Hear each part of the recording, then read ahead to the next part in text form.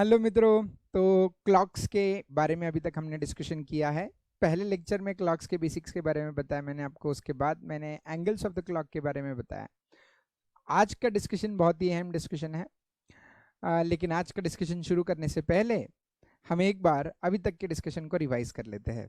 मैं जानता हूँ आपको क्लॉक्स का टॉपिक बहुत ही पसंद आ रहा होगा और आपने अभी तक के लेक्चर्स ध्यान देके सुने हैं।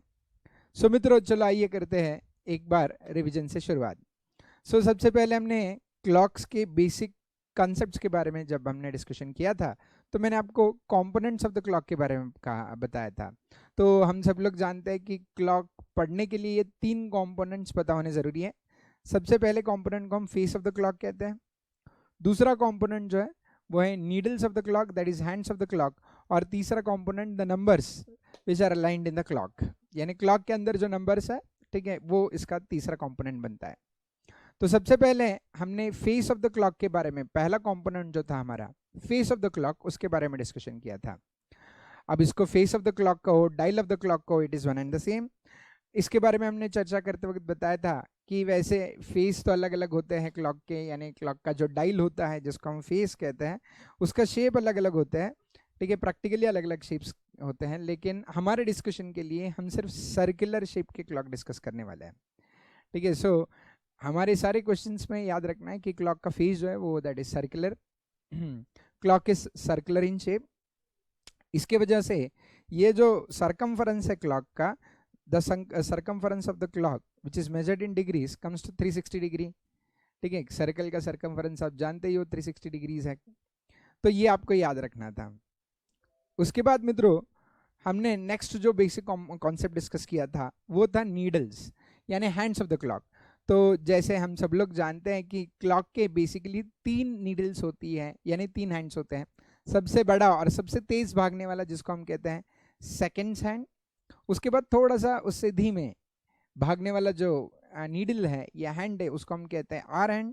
ये अपना सेकेंड्स हैंड है, ये अपना आर्स का हैंड है। और सबसे धीमे धीमे धीमे भागने वाला जो हैंड है उसको, sorry this is minutes hand, और सबसे धीमे धीमे भागने वाला जो हैंड है उसको हम कहते हैं आर्स हैंड। सो बेसिकली 3 सुइयां हैं, सुई कहो, नीडल कहो, हैंड कहो, it is one and the same. So basically 3 hands हैं, पहला सेकेंड्स हैंड, दूसरा मिनट्स हैंड, और लास्ट वाला जो है आर्स हैंड। भले ही there are 3 needles in the dial of the clock, but for the purpose of our discussion we are going to consider only 2 needles. एक जो है मिनट हैंड और दूसरा जो है आर्स हैंड। ये 2 ही नीडल्स के ऊपर हमारा फोकस रहेगा। सेकेंड हैंड्स के ऊपर हमें कोई क्वेश्चन नहीं आते, तो इसके लिए सेकेंड्स के हैंड्स को हम हमारे डिस्कशन से इग्नोर करेंगे। ओके, ये हुआ second component of the clock. अब इसके बारे में मैंने बताया था सबसे ये जो तेज भागने वाली नीडल थी सेकेंड हैंड्स, इसको छोड़ दो। मिनट हैंड की अगर हम बात करें तो मिनट हैंड को ये पूरा सर्कल कवर करने के लिए, एक बार कवर करने के लिए इट टेक 60 मिनट्स। आप जानते हो मिनट हैंड जो एक एक मिनट करके दौड़ता है और 60 मिनट में पूरा सर्कल कवर कर देता है, ठीक है। वही अगर हम आर्स की सुई की बात करें जो सबसे धीमे धीमे भागती है, वो आर्स की सुई को एक पूरा राउंड रोटेशन कंप्लीट करने के लिए, 360 डिग्रीज का राउंड रोटेशन कंप्लीट करने के लिए 12 घंटे लगते हैं, 12 आवर्स, ठीक है। यानी यहाँ से यहाँ तक, ठीक है, इसको 12 घंटे लगते हैं। हाँ, और जो थर्ड इंपॉर्टेंट कंपोनेंट हमने क्लॉक के बारे में डिस्कशन किया था वो नंबर्स इन द क्लॉक। तो अब अपना जो सर्कल है पूरा क्लॉक का, जो फेस है, जो सरकमफरेंस है, ठीक है, that is divided into 12 equal parts, that is 12 numbers. अब the distance between each number is equal, हर एक नंबर के बीच का डिस्टेंस जो है वो इक्वल है, जो मैंने आपको प्रीवियस लेक्चर में बताया था। तो टोटल 12 नंबर है, ठीक है। इसलिए हम जो भी घड़ियाँ यूज़ करते हैं वो 12 आवर्स वाली घड़ियाँ है। एक दिन में 24 घंटे होता है, ठीक है, लेकिन ये आर्स के हैंड को 24 घंटे कंप्लीट करने के लिए 2 बार रोटेशन लगाना पड़ता है, ठीक है। सो 12-12 घंटे का एक रोटेशन है, तो एक रोटेशन में पूरा सर्कल कंप्लीट कर देता है। इसका मतलब we can say that hours hand take 12 hours to complete 1 round rotation, whereas 2 बार रोटेशन कंप्लीट किया तो एक दिन 12 घंटे का आधा दिन और 12 घंटे का फिर से आधा दिन, ऐसे कुल मिला के 24 घंटे का एक दिन बन जाता है, ठीक है। लेकिन एक दिन की हम बात नहीं करेंगे क्योंकि हमें बस ये जानना है कि क्लॉक का एक राउंड रोटेशन कंप्लीट करने के लिए ये जो अपनी आर्स की सुई है इसको कितना समय लगता है, इसको पूरे 12 घंटे लगते हैं, ठीक है, पूरा एक राउंड रोटेशन कंप्लीट करने के लिए। इसके बारे में भी अपन ने डिटेल डिस्कशन किया था। तो उसके अलावा मैंने ये भी बताया था कि ये जो नंबर्स हैं टोटल 1 2 3 4 5 6 7 8 9 10 12, 8 9 10 11 और 12 नंबर्स हैं। तो ये जो 12 नंबर्स जो है वो इक्वली डिस्ट्रीब्यूट किए गए हैं, प्लॉट किए गए हैं आपके सरकमफ्रेंस पे। इनके ऊपर फिर से इनको 60 हिस्सों में बांट दिया गया है, ठीक है। सो ये भी मैंने आपको प्रीवियस लेक्चर में बताया था, शायद आपको याद होगा मित्रों। सो यानी मैंने आपको ये बताया था कि दो नंबर के बीच में 1 2 3 4 और 5, यानी दो नंबर के बीच में 5 इक्वल हिस्से बनाए गए हैं, ठीक है। सो ऐसे मित्रों ये पूरे क्लॉक पे जो 12 नंबर प्लॉट किए गए हैं, ठीक है, वो 12 नंबर के बीच में 5-5 हिस्सों का इक्वल गैप है, जिसको हम मिनट्स कहते हैं। So we can say that the entire circle is divided into 60 minute space. Okay, so इसका इक्वेशन भी मैंने बताया था कि 60 minutes space is equal to 360 degree circumference of the circle, ठीक है। So 1 minute space is equal to कितना degree, 1 minute space is equal to 6 degrees. तो हमने एंगल्स के बारे में इसके बाद में डिस्कशन किया था, ठीक है। सो वो एंगल्स का डिस्कशन भी आपको याद होगा। ये जो मिनट्स की सुई है, ये जब 1 मिनट कवर करती है तो इसका मतलब वो 6 डिग्री का एंगल कवर कर रही है। जब ये 2 मिनट कवर करती है तो 12 डिग्री का एंगल। जब ये 5 मिनट कवर करती है तो 5 मिनट में ये जो एंगल बनाती है वो 5 minute into 6 degree per minute, that comes to 30 degree का एंगल कवर करती है। वही अगर ये मिनट की सुई 10 मिनट दौड़ती है तो 10 मिनट में ये 60 डिग्री का एंगल कवर करती है। वही ये मिनट की सुई अगर 15 मिनट दौड़ती है तो 15 minute into 6 degrees that is 90 degree का एंगल कवर करती है। सो मित्रों प्रीवियस लेक्चर अगर आपको याद हो तो उसमें मैंने ये सारी चीज़ें बताई थी आपको। उसके बाद अगर 30 मिनट की सुई दौड़ती है तो 30 minutes into 6 degrees it covers an angle of 180 degrees, and in 60 minutes into 6 degrees it covers an angle of 360 degree. शायद ये भी आपको याद होगा। ये मैंने मिनट की सुई के एंगल के बारे में बताया था। वैसे ही आर्स के सुई का एंगल का मैंने डिस्कशन किया था। आर्स की सुई बिल्कुल धीमे धीमे धीमे भागती है, तो 12 घंटे में ये पूरा एक रोटेशन कंप्लीट करती है, 360 डिग्रीज का सर्कमफरेंस कवर करती है। तो ये भी मैंने बताया था 12 आवर्स को अगर हम मिनट्स में कन्वर्ट करते हैं, ठीक है, सो दैट कम्स टू तो 720 minutes is equal to 360 degrees, ठीक है। सो ये इक्वेशन हमने बनाया था। इसका मतलब आवर्स एंड जो है वो 12 आवर्स में 360 डिग्री का एंगल बनाता है। 12 आवर्स मीन्स 720 मिनट्स, 720 मिनट्स में अगर वो 360 डिग्रीज का एंगल बनाता है तो इसका मतलब आवर्स एंड जो है वो 1 मिनट में हाफ डिग्री का एंगल बनाता है, आधे डिग्री का एंगल बनाता है। सो इसके बारे में हमने डिस्कशन किया था। तो 5 मिनट में ये जो आर सैंड है वो 2.5 डिग्री का एंगल बनाता है, 2.5 डिग्री का एंगल बनाता है। 10 मिनट्स में ये जो आर सैंड है ये 5 डिग्री का एंगल बनाता है।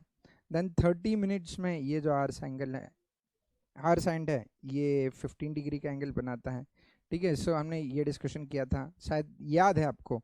60 मिनट्स में ये जो आर सैंड है ये 30 डिग्री का एंगल बनाता है। सो आर सैंड जो एंगल बना रहा है और मिनट सैंड जो एंगल बना रहा है ये दोनों भी अलग अलग डिग्रीज के एंगल बन रहे हैं। अब इसके पीछे कारण क्या है, क्योंकि आर सैंड जो है वो धीमे धीमे भागता है और मिनट सैंड जो है थोड़ा तेज भागता है। तो आर सैंड जो एंगल बनाता है वो कम डिग्री का एंगल बनता है और मिनट सैंड जो एंगल बनाता है वो थोड़ा ज़्यादा डिग्री का एंगल बनता है। सो ये हमने डिस्कशन किया था प्रीवियस लेक्चर में मित्रों। सो एंगल के बारे में सबको समझ में आया होगा।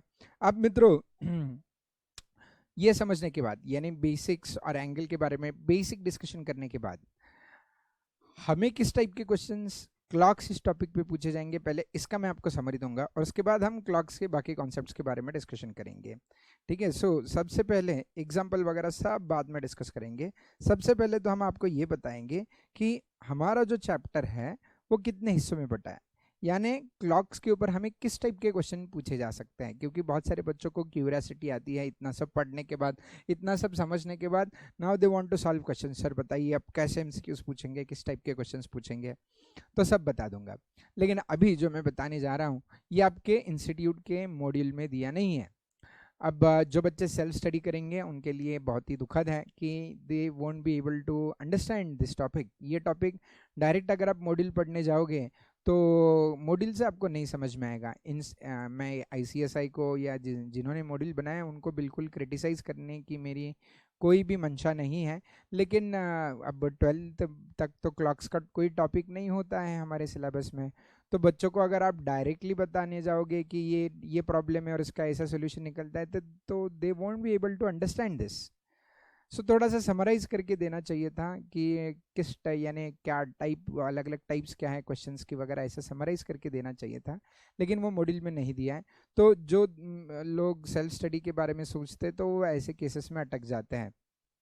ठीक है, कोई बात नहीं, आप तो लेक्चर्स कर रहे हो, यानी मैं लेक्चर्स प्रमोट करने के लिए बात नहीं बता रहा हूँ, लेकिन आप अभी ये लेक्चर्स देखने के बाद अगर अपने ICSI का मॉड्यूल पढ़ने जाओ तो आपको भी समझ में आ जाएगा यार। आप खुद बता पाओगे सर ये आपने बताई हुई टाइप में से ये टाइप का ये क्वेश्चन है। ठीक है, लेकिन जो बच्चों को टाइप्स ही पता नहीं वो कैसे डिसाइड कर पाएंगे कि ये क्वेश्चन कैसे टाइप का है और ये कैसे सॉल्व करें।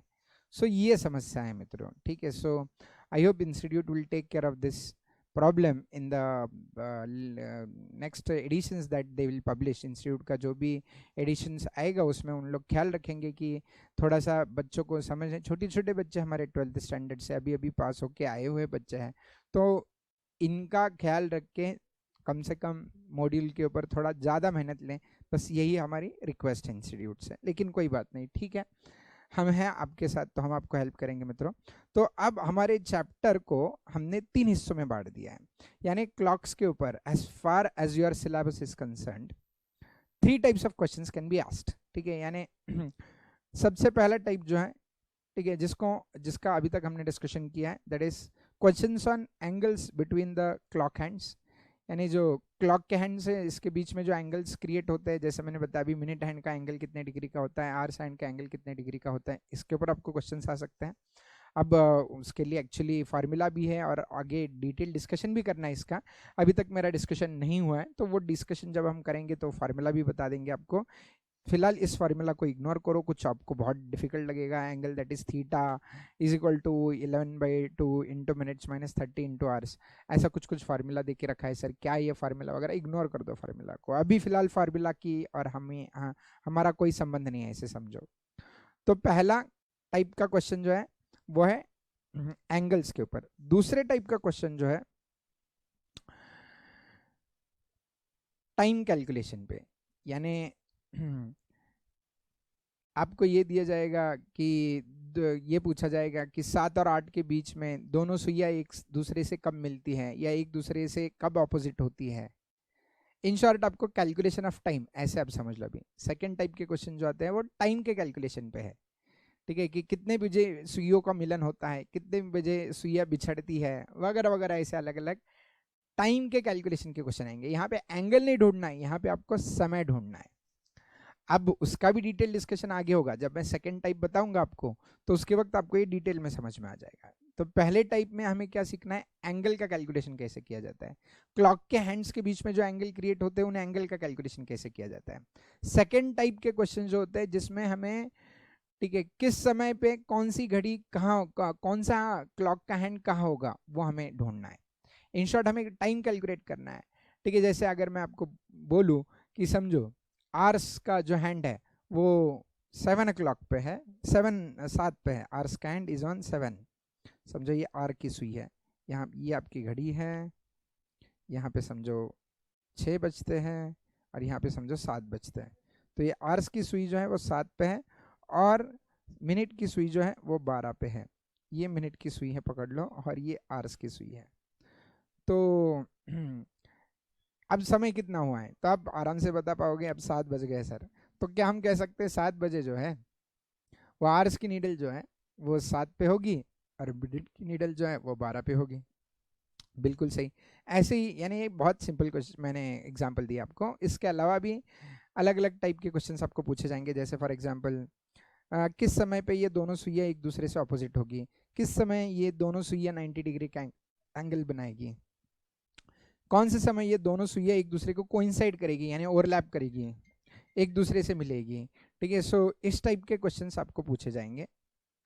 और थर्ड जो टाइप है जब क्लॉक थोड़ा फास्ट चलता है या थोड़ा स्लो चलता है, तो ऐसे केस में रॉन्ग टाइम क्या होगा और करेक्ट टाइम क्या होगा, इसके कैलकुलेशन के ऊपर आपको क्वेश्चन है।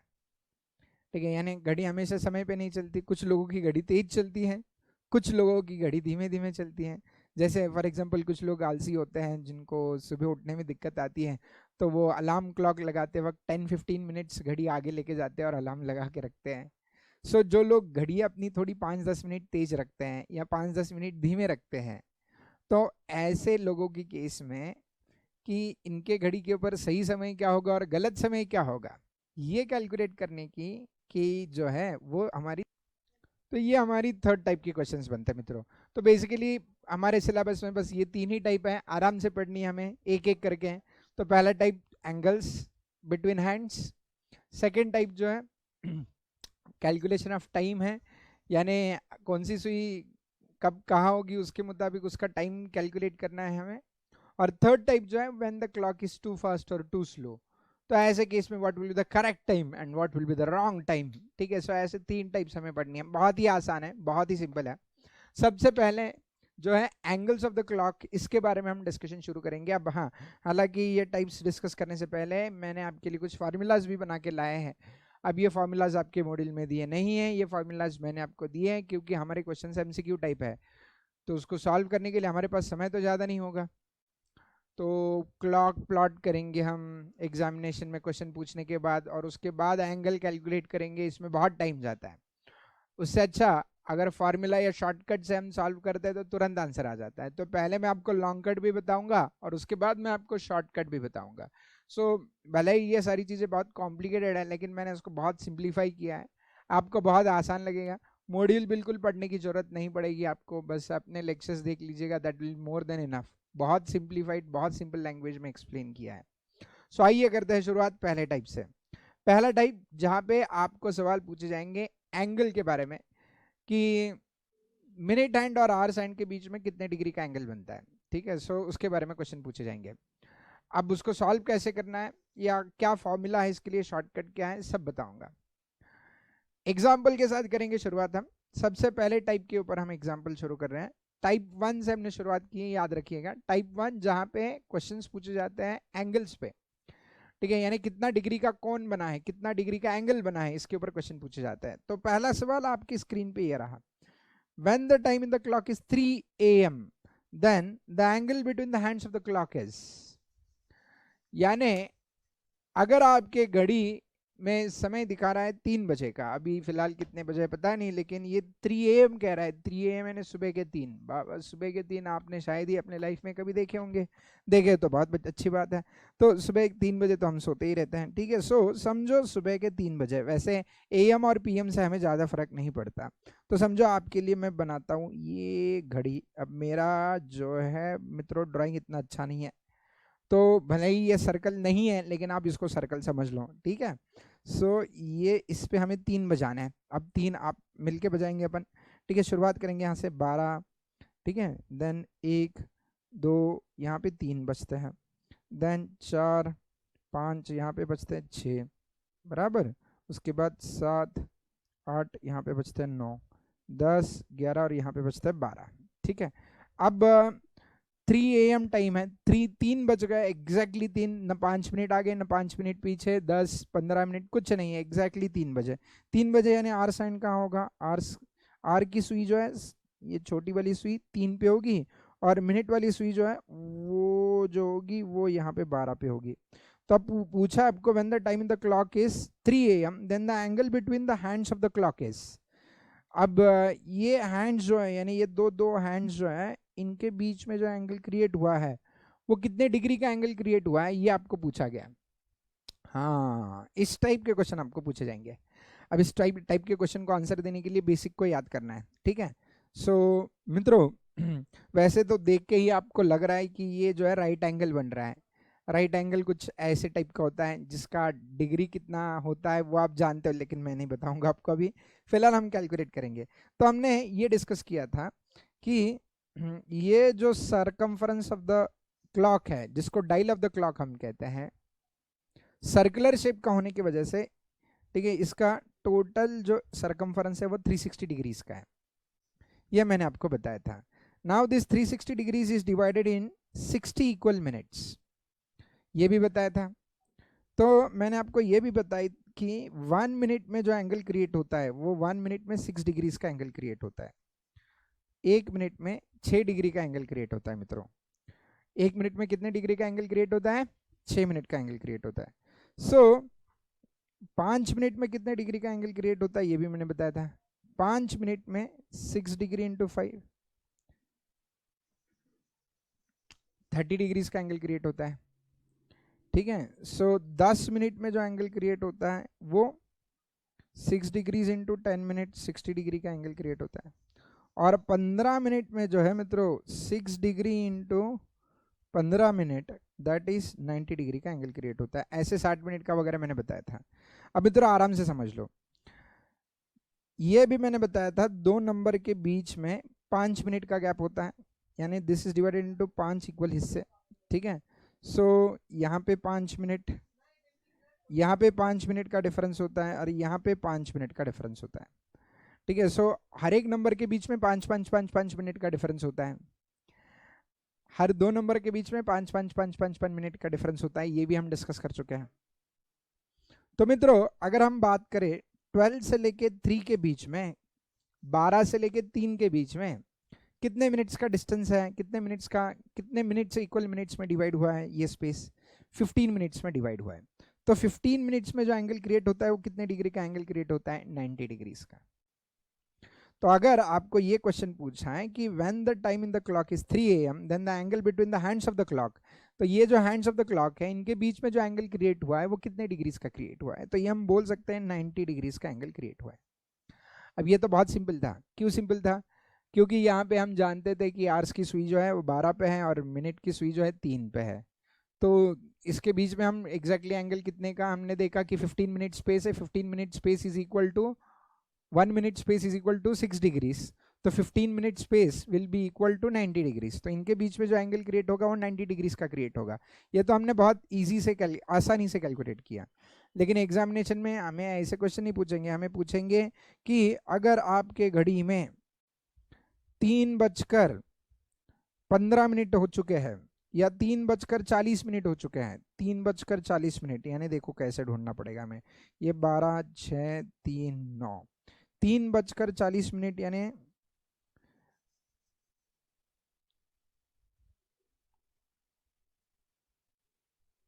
ये मैंने पहले प्लॉट करके लेता हूँ, यानी आपको पूरा क्लियर हो जाएगा पिक्चर। ये हाँ, अब 3:40 हो गए, यहाँ तक 30 मिनट हो जाता है। 35 मिनट, 40 मिनट, ये आपकी मिनट की सुई 8 पे है। और ये जो आर्स की सुई है ये 3 बजे पे नहीं होगी, थोड़ा 3 से आगे मूव होगी। जब हम कहते हैं 3:40 हुए हैं तो इसका मतलब आर्स की जो सुई है, आर्स की जो नीडल है, that won't be pointed eight 3, it will move थोड़ा सा 3 से आगे। सो इसका मतलब अगर 3:40 हुए हैं तो ये दोनों के बीच में एंगल कितने डिग्री का बनेगा? अब इसको कैलकुलेट करना तो बहुत मुश्किल जाएगा आप लोगों को। ठीक है, सो इसके बीच में आपको मिनट स्पेस ढूंढना पड़ेगा, कितने मिनट का स्पेस हुआ है। उसके बाद इंटू 6 डिग्रीज करना पड़ेगा, क्योंकि 1 minute is equal to 6 degrees. तो इतने मिनट स्पेस इंटू 6 डिग्रीज, इतने का एंगल क्रिएट हुआ। ऐसे आपको कैलकुलेशन करना पड़ेगा। अब ये कैलकुलेशन बहुत ही टाइम कंज्यूमिंग, मैं आपको बता सकता हूँ, लेकिन दैट इज टाइम कंज्यूमिंग। तो ऐसे क्रिटिकल क्वेश्चन सॉल्व करने के लिए आपको शॉर्टकट बताऊंगा, बस ये शॉर्टकट फॉलो करना है। शॉर्टकट है कि एंगल के लिए मैंने बना के रखा है आपके लिए एक formula, angle between hands of the clock. ठीक है, so angle is also denominated by the sine theta. इसका एक फॉर्मूला है। फॉर्मूला इज, देखो जो आपको मैंने प्रीवियस स्क्रीन पे दिया है, चाहिए तो ये आप लिख के भी ले सकते हैं। बाद में ये पूरा का पूरा जो मैंने चैप्टर समरी बताया था यही लिख के लेना अपने नोटबुक में। ये आपके नोट्स में भी नहीं दिया है मैंने, और ये आपके मॉड्यूल में भी नहीं है, ये स्लाइड्स में है। तो ये चीज़ें आपको लिखनी है। कुछ चीज़ें ऐसे हैं जो मैं एक्सक्लूसिवली आपको नोटबुक में लिखवाने के लिए बोल रहा हूँ। ये आप खुद एक बार लिखेंगे तो आपको याद रहेगा। जैसे फॉर्मूला जो है वो आपको याद नहीं रहता क्योंकि आप लिख के प्रैक्टिस नहीं करते हैं। ठीक है, सो लिख के प्रैक्टिस करना। सो थीटा का जो फॉर्मूला है वो है 11/2 इंटू मिनट्स। देखो फॉर्मूला देख लीजिए, चाहिए तो 11/2 इंटू मिनट्स -30 ये ब्रैकेट में -30 into R into H, H stands for R. अब ये फॉर्मूला क्या है आराम से बता देता हूँ। ln/2 into M, M means minutes, -30 into H. अब ये जो भी फॉर्मूला लगा के आंसर आएगा, ये पॉजिटिव भी आ सकता है, निगेटिव भी आ सकता है। जो भी आंसर आएगा इसके साइन को इग्नोर करना है, यानी साइन छोड़ दो, पॉजिटिव निगेटिव, क्योंकि टाइम निगेटिव में नहीं रहता है, नहीं टाइम पॉजिटिव में रहता है। तो भले ही फार्मूला का आंसर पॉजिटिव आए निगेटिव आए, आपको साइन को इग्नोर करना है, आपको सिर्फ वैल्यू लेनी है। तो ये फार्मूला में चीज़ें सब्स्टिट्यूट कैसे करने हैं, जैसे हमने प्रीवियस एग्जांपल ओरली सॉल्व करके बताया था आपको कि जब 3 बजे है तो 3 बजे कितने डिग्री का एंगल क्रिएट होगा मिनट और आवर साइन के बीच में। तो आपने बताया था 90 डिग्रीज का एंगल क्रिएट होगा। वो कैसे कैलकुलेट किया था, आपने बताया था कि जब 3 बजते हैं तो मिनट हैंड और आवर साइन के बीच में जो स्पेस क्रिएट होता है वो 12 मिनट स्पेस क्रिएट होता है, सॉरी 15 मिनट स्पेस क्रिएट होता है, और 1 मिनट में 6 डिग्री का एंगल बनता है, तो 15 मिनट्स में 90 डिग्री का एंगल बनेगा, ऐसे आपने मुझे बताया था। अब इसी क्वेश्चन को हम फार्मूला में डाल के सॉल्व करने की कोशिश करते हैं, ठीक है। So at 3 o'clock, what will be the angle between minute hand and hour hand. तो the formula is 11/2 into minutes minus 30 into H. अब at 3 o'clock the hour is 3 and the minute is 00, ठीक है। 3 बजे are 3 रहेंगे लेकिन minute क्या है 00 है। तो 11/2 into minutes is 0 minus 30 into R is 3, ठीक है। एच इज 3, एच की वैल्यू 3 है, H stands for hours and M stands for minute, ये भूलना नहीं। So 11/2 into 0 is 0 minus 30 into 3 is 90, 30 into 3 करेंगे तो 90 आएगा। तो 0 माइनस 90 इज -90। तो -90 में तो मैंने बताया था आपको साइन को इग्नोर करना है। ये फार्मूला में जो भी आंसर आएगा, ठीक है, उसका पॉजिटिव साइन हो निगेटिव साइन है, साइन को इग्नोर करना। तो आगे आंसर 90, 90 मीन्स 90 डिग्री। हमारा भी आंसर 90 डिग्री आया था, फार्मूला से हमने सॉल्व किया तो उसका भी आंसर 90 डिग्री आया।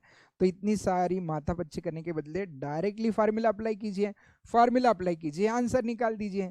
जरूरत क्या है आपको कैलकुलेशन करने की, ठीक है। सो अगर आर हैंड और मिनट हैंड के बीच में अगर आपको एंगल पूछते हैं, किसी भी टाइम का एंगल पूछो, डायरेक्ट फार्मूला में सब्स्टिट्यूट करने का, ठीक है। फार्मूला क्या है आपका, एंगल का formula theta is equal to, that is angle is equal to 11/2 into minutes minus 30 into H, this is the formula. M stands for minutes, H stands for hours. I hope आपको समझ में आया होगा। चलो ये question तो मैंने solve करके बताया आपको, अगला क्वेश्चन आप सॉल्व कीजिएगा, ये हम साथ साथ सॉल्व करते हैं। चलो देखो क्वेश्चन आपके स्क्रीन पे है। When the time in the clock is 6 AM, then the angle between the hands of the clock is, यानी समझो ये क्लॉक है और ये क्लॉक पे बज चुके हैं 6। अब इस पे 6 बजाने हैं तो पहले प्लॉट कर लो, 12, 6, 3, 9, 1, 2, 4, 5, 7, 8, 10, 11। अब इस पे हमें 6 बजाने हैं, तो 6 बजाने यानी इसका मतलब ये जो आर्स की सुई है ये 6 पे होगी और मिनट की जो सुई है वो 12 पे होगी। तो ये दोनों के बीच में जो एंगल बनेगा वो कितने डिग्रीज का बनेगा। अब ये तो जानते ही हो आप तो बिना कैलकुलेशन के भी बता दोगे। ये दोनों they are exactly both the needles are opposite to each other, दोनों नीडल जो है वो एक स्ट्रेट लाइन बना रहे हैं, दोनों एक दूसरे से ऑपोजिट है। तो ये इनके बीच का जो एंगल बनेगा वो कितने डिग्रीज का होगा वो तो ओरली बता सकते हैं, लेकिन हम फार्मूला से कैलकुलेट करेंगे। फार्मूला तो हम पढ़ चुके हैं, ठीक है। जहाँ पे 6 बजे का आपको एंगल पूछा है तो यहाँ पे h इज 6 एंड मिनट्स, यहाँ पे मिनट 0 है, ठीक है। So formula is theta is equal to 11/2 into minutes minus h into 30। Sir 11/2 into minutes, minutes is 0 minus h यहाँ पे हम जानते हैं h इज 6 इंटू 30। तो 11/2 इंटू 0 इसका आंसर तो 0 आएगा, माइनस 6 इंटू 30, माइनस 6 इंटू 30 इसका आंसर आएगा 180 डिग्री, 180 आंसर आएगा। सो 0 माइनस 180 इज 180, माइनस 180 यानी माइनस साइन तो हमें इग्नोर करना है, तो 180 डिग्रीज का एंगल बनेगा मित्रों। तो मित्रों जब आपकी घड़ी में 6 बजे होते हैं तो मिनट हैंड और आवर्स हैंड के बीच में जो एंगल बनता है वो 180 डिग्रीज का एंगल बनता है। आई होप आपको समझ में आया होगा। तो पहला जो केस मैंने डिस्कस किया, 3 टाइप्स में से पहली टाइप मैंने जो डिस्कस की, ठीक है, उसमें मैंने एंगल का कैलकुलेशन आपको समझाया कि मिनट हैंड और आवर्स हैंड के बीच में एंगल कितने डिग्री का बनता है। तो एंगल ढूंढने के लिए जो फार्मूला है वो हमें याद रखना है। फार्मूला क्या है? थीटा इज इक्वल टू, हाँ मेरे साथ रिपीट कीजिएगा, theta is equal to 11/2 into minutes minus hours into 30। और ये जो फॉर्मूला है, ठीक है, ये फॉर्मूला लगा के जो भी वैल्यू आएगी वो आप वैल्यू का साइन इग्नोर करना है, उस वैल्यू का आपको साइन इग्नोर करना है, क्योंकि टाइम ना पॉजिटिव में होता है नेगेटिव में होता है। अब मैंने ये फार्मूला आपके लिए क्यों बनाया? क्योंकि आपको डिटेल सॉल्व करने के लिए टाइम बहुत ज़्यादा जाएगा एग्जामिनेशन में, ठीक है। सो इस ये टाइम न जाए इसके लिए मैंने फार्मूला बनाया। अगर बिना फार्मूला के सॉल्व करना है तो 1 minute space is equal to 6 degree का एंगल बनता है। 1 मिनट में 6 डिग्री का एंगल बनता है, ये तो हम जान चुके हैं, ठीक है। सो ये मिनट हैंड जो है 1 मिनट में 6 डिग्री का एंगल बनाता है। तो अब मिनट हैंड और आवर्स हैंड के बीच में कितने मिनट्स का गैप है देखिएगा, 5 5 5 5 5 5, ठीक है। सो अगर हम कैलकुलेट करें 12 से 1 5 मिनट, 1 से 2 5 मिनट, 2 से 3 5 मिनट, 3 से 4 5 मिनट, 4 से 5 और 5 से 6, तो यहाँ तक कितने मिनट्स का अंतर है दोनों के बीच में? ये दोनों हैंड्स के बीच में टोटल 30 मिनट्स का अंतर है। तो 30 मिनट्स में एंगल कितने डिग्री का बनेगा? तो 30 minutes into 6 degree, that is 180 degree का एंगल बनेगा। सो ऐसे आपको कैलकुलेशन करना पड़ता। अब ऐसे कैलकुलेशन करने के बदले फार्मूला से कैलकुलेशन किया, 1 सेकंड के अंदर आंसर आ गया 180 डिग्री। तो इतना लंबा चौड़ा कैलकुलेशन करने की क्या जरूरत है हमें? हम तो फार्मूला ही यूज करेंगे, ठीक है। हमें मतलब नहीं है आप कैसे कैलकुलेशन करते हैं, हमें मतलब है फार्मूला से। और सर फार्मूला क्या है? Formula is theta is equal to, that is angle between two hands is equal to 11/2 into minutes minus h into 30। So ये हमें याद रहेगा सर। अब सर नेक्स्ट क्वेश्चन, और एक क्वेश्चन करवाइए सर, ठीक है। सर वैसे तो आप बहुत सारे एमसीक्यूज करवाते हो सर क्लास के दौरान ही, यानी हमारे लेक्चर के बीच में ही बहुत सारे एमसीक्यूज होते हैं। इसके पीछे वजह है, आप जितना ज़्यादा एमसीक्यू सॉल्व करोगे उतनी अच्छी प्रैक्टिस होगी, ठीक है। सो हम ऐसे नहीं करते कि आपको कॉन्सेप्ट पढ़ाएंगे और उसके बाद एमसीक्यू, या सिर्फ एमसीक्यू पढ़ाएंगे, ऐसे नहीं। हम पहले आपको कॉन्सेप्ट सिखाएंगे और उसके बाद उसके ऊपर तुरंत एमसीक्यू करेंगे, उसके बाद नया कॉन्सेप्ट। कुछ एमसीक्यूज हम करेंगे, कुछ आपको करने के लिए देंगे। सारे हम नहीं किए तो आपको कैसे पता चलेगा कि आपको कॉन्सेप्ट समझा है या नहीं? तो मित्रों ये जो सवाल है क्वेश्चन नंबर 3, ये सॉल्व करने के लिए मैं आपको समय देता हूँ, 30 सेकेंड्स का समय, ठीक है। पहले मैं पढ़ूंगा आपके लिए और उसके बाद 30 सेकेंड शुरू होंगे। When the time in the clock is 7:35 AM, then the angle between the hands of the clock is, यानी अगर क्लॉक घड़ी में समय 7:35 AM है, then the angle between the hands of the clock, तो ये हैंड्स के बीच में कितने डिग्री का एंगल बनेगा ये बताना है। 7:35 यानी यहाँ पे आवर्स का जो वैल्यू है वो 7 है और मिनट्स का वैल्यू जो है वो 35 है, ठीक है। सो इतना मैं आपको हेल्प करूंगा। बाकी का फार्मूला तो आपको पता ही है, थीटा का फार्मूला बताइए, एंगल इज इक्वल टू, हाँ बताइए फार्मूला बताइए, 11/2 into minutes minus h into 30। करो सॉल्व और बताइए मुझे कितने डिग्री का एंगल बन रहा है। जब आपके घड़ी में 7:35 हुए होते हैं तो आपका एंगल कितने डिग्रीज का बनता है? मिनट हैंड और आर हैंड के बीच में एंगल जो बनता है वो कितने डिग्रीज का बनता है, ये आप सॉल्व करके हमें बताएंगे। ये आज का आखिरी सवाल है, ठीक है। आपको होमवर्क के लिए इसके बाद 2 क्वेश्चन देंगे, ये होमवर्क करके आने हैं आपने, बिना होमवर्क के आना अलाउड नहीं है कल की क्लास में। कीजिए, सॉल्व कीजिए।